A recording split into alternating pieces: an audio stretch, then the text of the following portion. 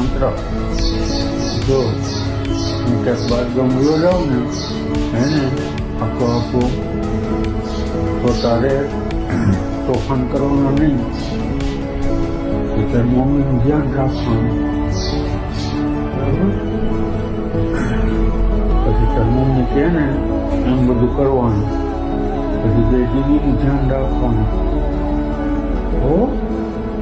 અને પપ્પા ન આવે ને તો પપ્પા કરવાનું નહીં હો. શાંતિથી રહેવાનું, દાડો થઈ જશે રોજ નહીં હો. હું તારું તું મને યાદ કરીશ ને એટલે હું તારી આગળ આવીશ હો. હું તારું ધ્યાન રાખીશ.